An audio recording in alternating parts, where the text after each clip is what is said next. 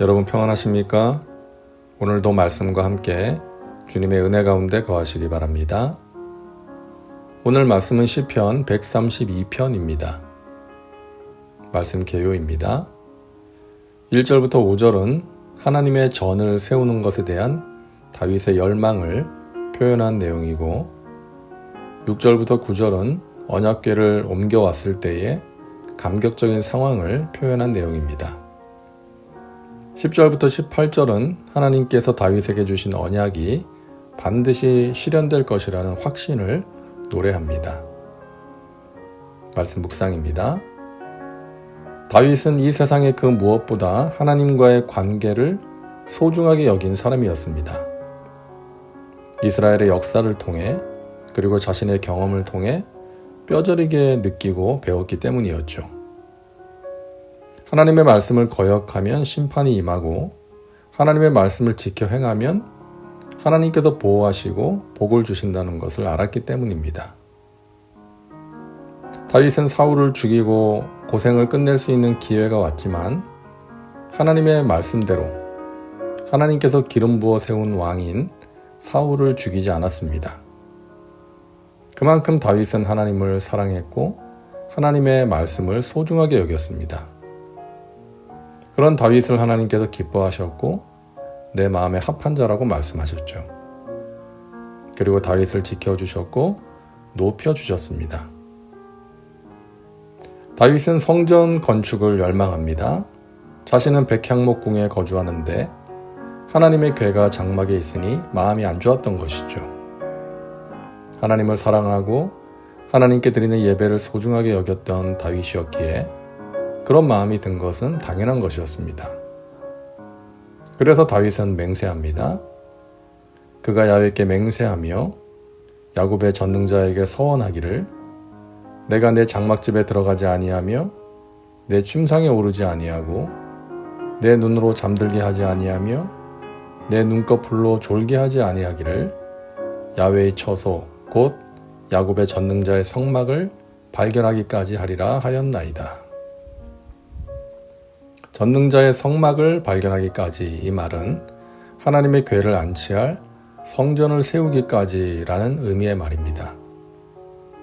그러니까 다윗은 하나님의 궤를 영원히 모실 성전을 건축하고 싶어 했던 것입니다. 그때까지 자신은 집에 들어가지 않고 침상에 오르지 않고 잠들지도 않겠다고 말합니다.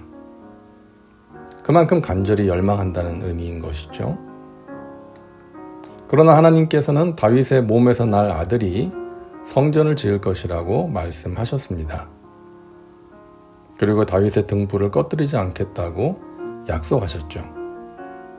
이 말은 앞으로 이스라엘의 지도자들이 다윗처럼 하나님을 바로 믿고 따르면 이스라엘에 임한 은혜의 등불, 부흥의 등불이 꺼지지 않도록 하겠다는 약속이었습니다. 주의 종 다윗을 위하여 주의 기름 부음 받은 자의 얼굴을 외면하지 마옵소서. 야훼께서 다윗에게 성실히 맹세하셨으니 변하지 아니하실지라. 이르시기를 내 몸의 소생을 내 왕위에 둘지라. 내 자손이 내 언약과 그들에게 교훈하는 내 증거를 지키실때 그들의 후손도 영원히 내 왕위에 앉으리라 하셨도다. 하나님께서는 다윗의 말씀에 대한 태도와 성전에 대한 열망을 보시고 그를 인정해 주셨습니다. 그래서 다윗과 언약을 맺으신 것이죠.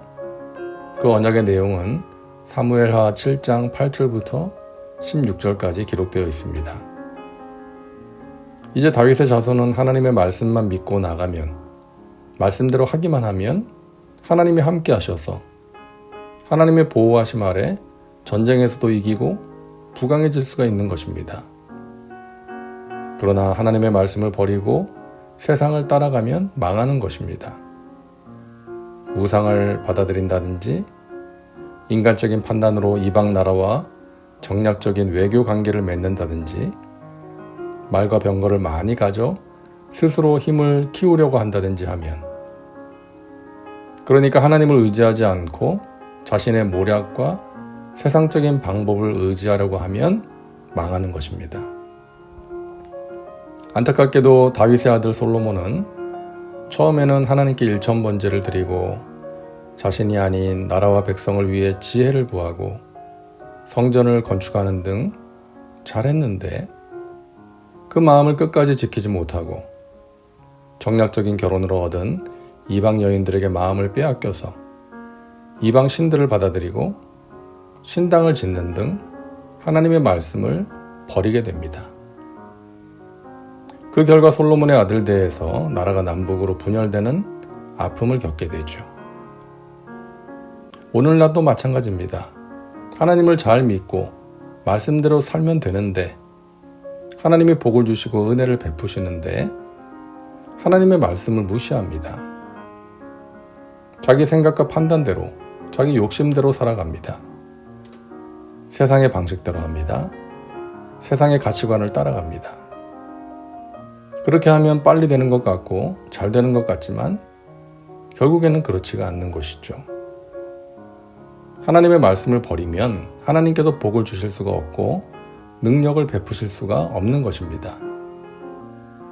오늘날 한국 교회도 마찬가지 아닙니까?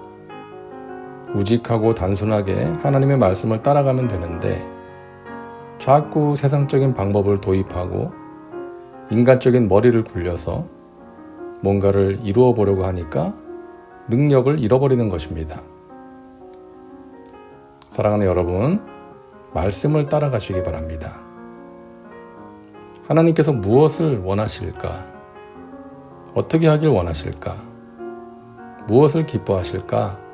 이 질문을 중심에 두고 사람들의 말과 세상의 흐름에 흔들리지 않고 우직하게 말씀을 따라 살아갈 때에 하나님께서 다윗을 기뻐하신 것처럼 우리를 기뻐하시고 귀한 은혜와 복을 베푸실 것입니다.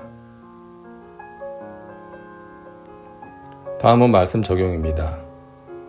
오늘 말씀을 통해 당신에게 주시는 메시지는 무엇입니까? 자신과 삶의 현장에 구체적으로 적용하시기 바랍니다. 이제 기도합니다. 사랑과 은혜가 풍성하신 하나님, 오늘도 말씀과 함께 살게 하시니 감사합니다. 다윗이 하나님을 사랑하고 하나님 우선주의로 살았던 것을 하나님께서 기뻐하셨습니다.